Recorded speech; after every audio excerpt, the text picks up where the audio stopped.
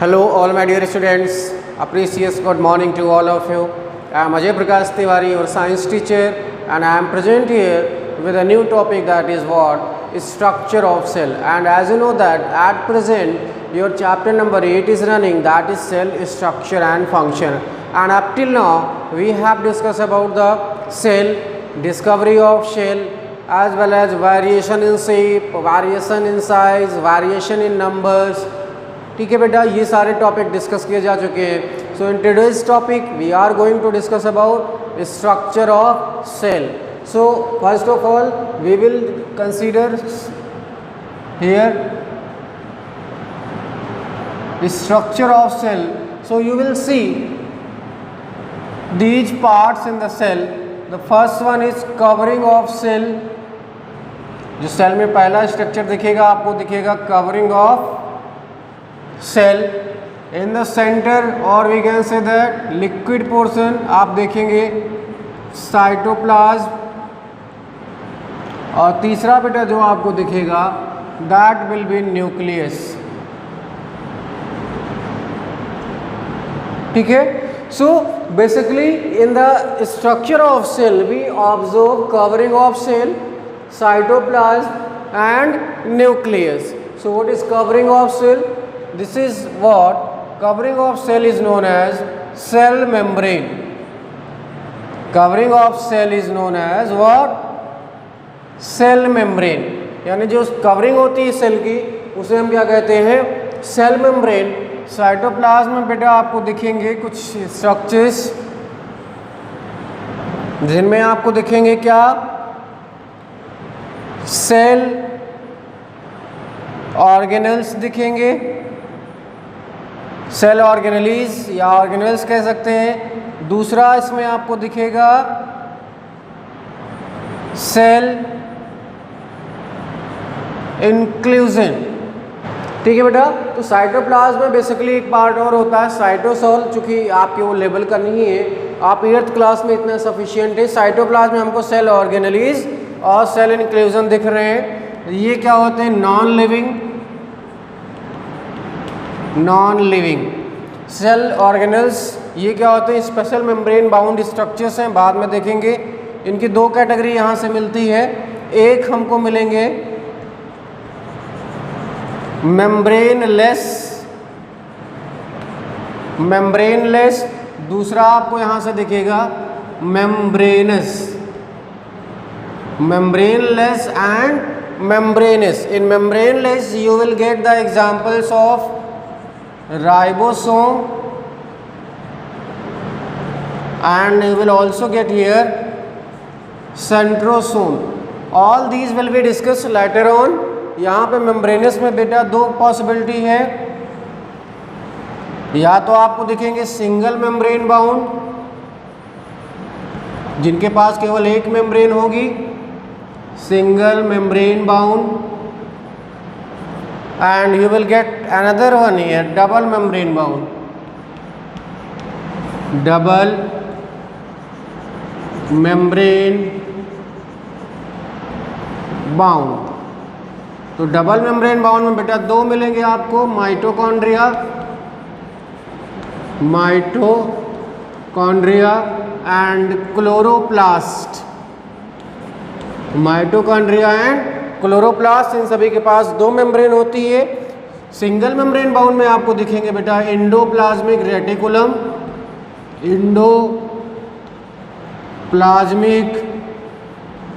Reticulum, ठीक है. दूसरा आपको दिखेगा गोल्जी कॉम्प्लेक्स. एक और आप देखेंगे lysosome. So this is a typical structure of a cell. क्या होता है उसके पास? Covering of cell, that is known as cell membrane that covers the cell and protect the cell. Next one is cytoplasm. This is gel और jelly like substance in which various cell organelles are suspended. यानी ये cytoplasm एक gel like substance होता है जिसमें सभी cell organelles होते हैं and all the metabolic activities of the cell takes place in cytoplasm. Cytoplasm में जो सेल्स की मेटाबॉलिक मशीनरी है वो परफॉर्म करती है. न्यूक्लियस, आप जब न्यूक्लियस को कंसीडर करोगे so nucleus is the centre part of cell, जो सबसे बीच का पार्ट होता है यानी सेंटर पार्ट होता है सेल में, that is known as what, nucleus. And nucleus is in the centre part in the case of animals, and in the case of plants this is towards the peripheral part, not in the centre. यानी अगर आप plants की बात करोगे तो nucleus plant में क्या होगा, सेंटर पे ना होगा, थोड़ा सा शिफ्टेड होता है क्योंकि सेंटर पे वहाँ पे वैक्यूल्स होते हैं. लेकिन अगर आप एनिमल की बात करेंगे तो एनिमल सेल में न्यूक्लियस हमेशा कहाँ होता है, सेंटर में होता है. So these were the outline of the structure of the cell. Now we will discuss the first covering of cell, it means that cell membrane, then after we will discuss about cytoplasm, then we will discuss about nucleus, and later on we will discuss about the cell organelles. ठीक है बेटा, यहाँ पे देख लीजिए non living जो cell inclusion है इसका एग्जांपल है बेटा वैक्यूल. ठीक है, ये सारे स्ट्रक्चर्स हम यहाँ से देखेंगे वन बाई वन. ठीक है बेटा, आप देखते हैं पहला structure that is cell membrane. Cell membrane आप सभी को पता है, this is the outer most covering of cell, outer most covering of cell, outer most covering of cell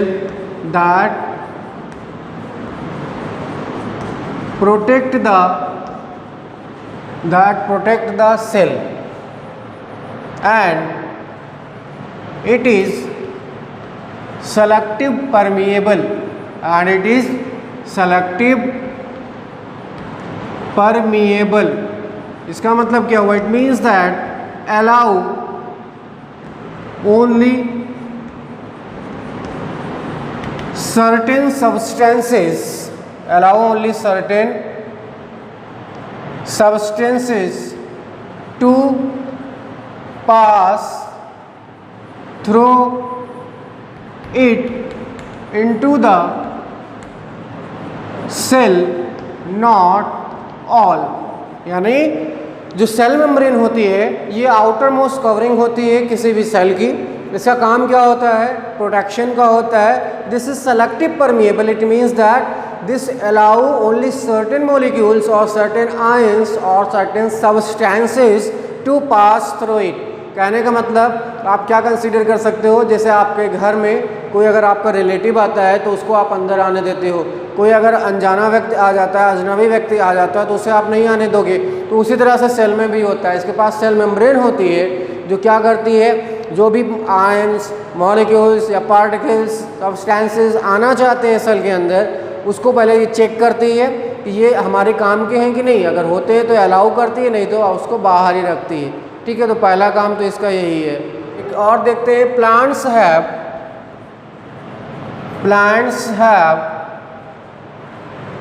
additional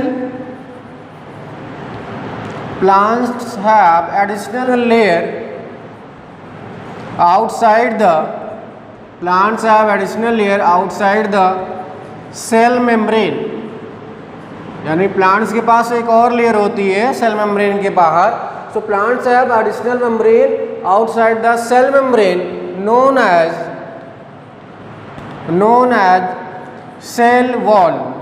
यानी प्लांट्स के पास एक एडिशनल लेयर है कहाँ, सेल मेम्ब्रेन के बाहर, जिसे क्या कहा गया, cell wall, made up of cellulose. किसकी बनी होती है, सेलुलोज की. But and in fungus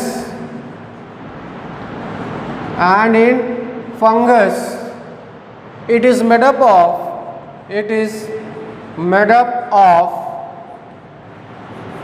chitin. यानी जनरली जो सेल वॉल होती है वो किसकी, सेलुलोज की बनती है. लेकिन अगर आप बात करेंगे किसकी, फंगस की, तो फंगस में जो सेल वॉल है वो काइटिन की बनी होती है. So this was all about the first term, that is cell membrane. Okay बेटा, अब इसका काम क्या होता है, cell wall is tough, rigid, cell wall is tough, rigid and provide the shape. हमने ऊपर बताया था सेल मेम्ब्रेन सेलेक्टिव परमिएबल थी, प्रोटेक्शन कर रही थी.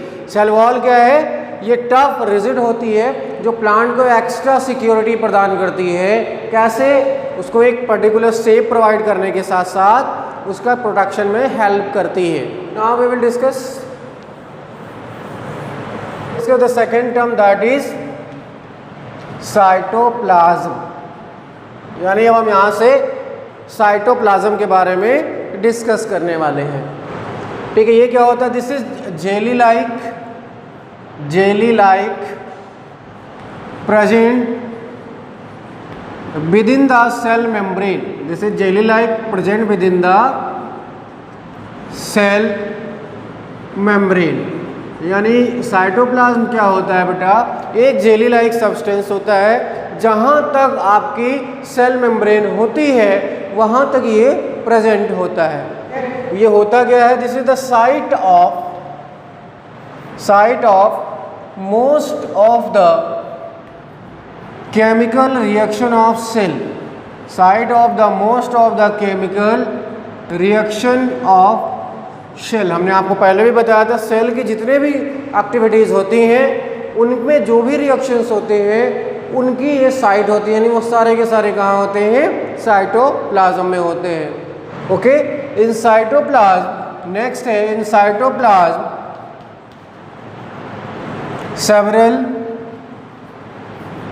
Small living bodies are present. Several small living bodies are present, known as cell organelles. Cell organelles, or you can also pronunciate it cell organelles. In cytoplasm, several small living bodies are present, known as cell organelles or organelles, to perform having a specific shape and function। ठीक है, यानी cytoplasm में अलग अलग तरह के cell organelles हैं। For example देख लेते हैं, जैसे माइटोकॉन्ड्रिया क्यों प्रेजेंट है? For energy production. ठीक है, इसी तरह से lysosome that help in the digestion process. Endoplasmic reticulum help in fat and protein synthesis. Golgi operators help in excretion. तो ये सारे हैं जो हम वन बाय वन डिस्कस करेंगे। अब बेटा हम तीसरा पार्ट देखते हैं यहाँ से सेल का, that is nucleus. As you know that nucleus is the center part of cell. Nucleus is the center part of cell and also called brain of cell, यानी न्यूक्लियस क्या होता है? ये सेंटर पार्ट होता है cell का, जिसे cell का ब्रेन भी कहा जाता है, because it controls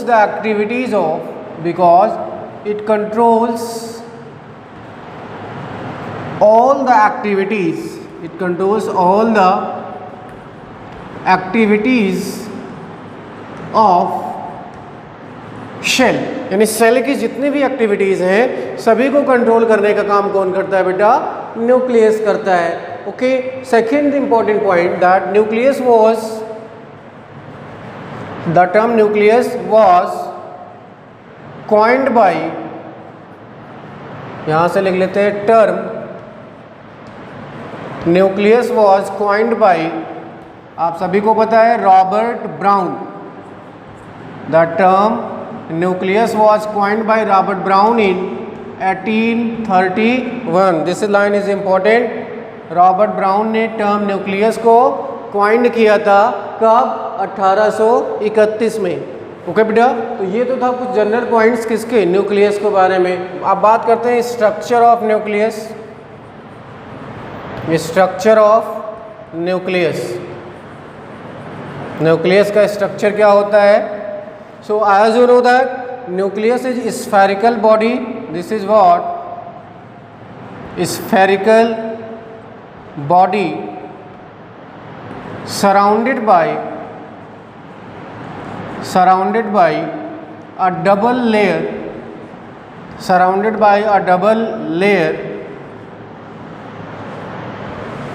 that is porous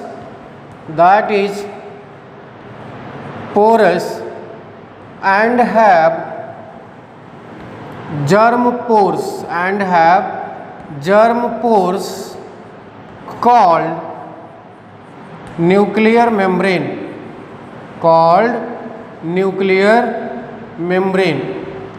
What is the meaning of this?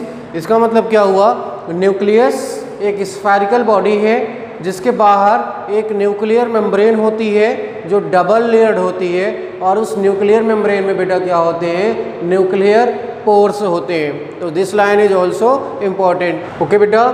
Next, within nuclear membrane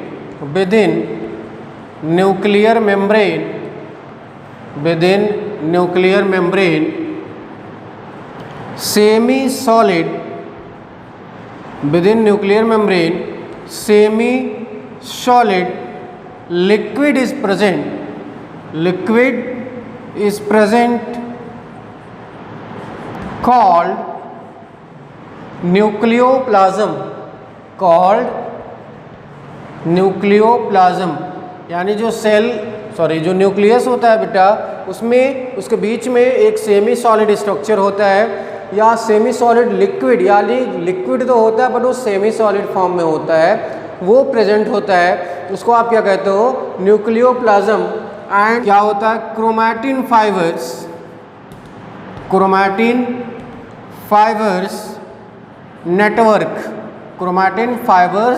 network जो कि कैसे होते हैं? Thread like contains chromatin fiber network that is thread like which carry gene. यानी हमने बताया क्या कि जो न्यूक्लियोप्लाज्म में एक थ्रेड लाइक अपीयरेंस होता है, उसे हम क्या कहते हैं? That is known as chromatin fibers. And chromatin fibers have various gene, and as you know that gene are the piece or segment of DNA, and these gene just inherit from parent to their offspring along with the character of parents. यानी parents का character लेके यही gene कहाँ? Parent से offspring में चले जाते हैं. ठीक है. अब इसका हम एक डायग्राम बनाते हैं और फिर डायग्राम के माध्यम से आपको समझाने का प्रयास करते हैं. तो न्यूक्लियस का डायग्राम बनाते हैं. आपको पता ही है, मैंने पहले भी बताया, स्फेरिकल बॉडीज होती हैं. ठीक है. कितनी लेयर होती हैं? There are 2 layers. हमने 2 लेयर्स बना ली. बीच में क्या होते हैं? बीच में होते हैं germ pores. I am just making the germ pores here. These are the germ pores. Let's correct these. ठीक है बेटा. This one is known as outer, this one is known as inner. दोनों को क्या कहते हैं? Nuclear membrane. Outer and inner nuclear membrane. Okay बेटा. These are the what? Germ pores. यहाँ पे एक स्फेरिकल बॉडी होती है. This one is known as nucleolus. Okay बेटा. And inside these there is a dense semi-solid liquid that is present, that is known as what? Nucleoplasm. और इसी में हमने आपको बताया था there is a presence of what? Chromatin fibers. These are chromatin fibres. सभी के फंक्शन देख लेते हैं. Germ pore allow the movement of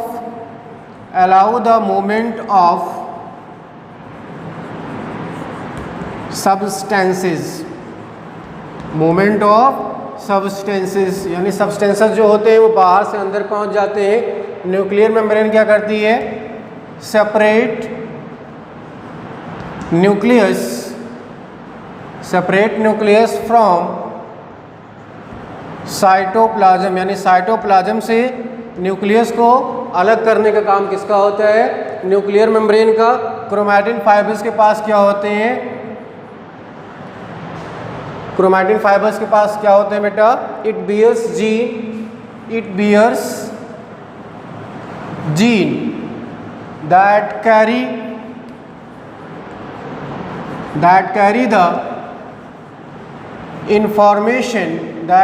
the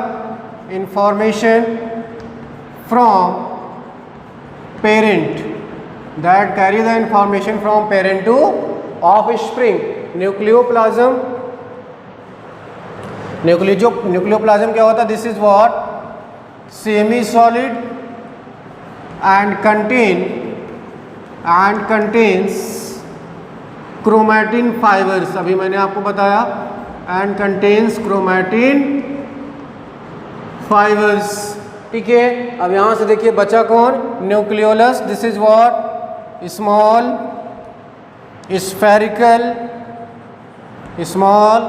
spherical body for protein synthesis. इसका काम क्या होता है? प्रोटीन की सिंथेसिस करना। ठीक है बेटा, और कुछ बच रहा है? नहीं। So these are the what? Structure of nucleus. It has, यहाँ से देखते हैं न्यूक्लियस के पास क्या क्या है। न्यूक्लियस के पास सबसे पहले है nuclear membrane. After nuclear membrane there is germ pores, or we can write nuclear pore।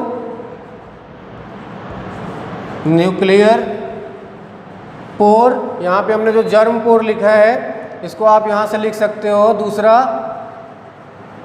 Nuclear pore, germ पोर और न्यूक्लियर पोर।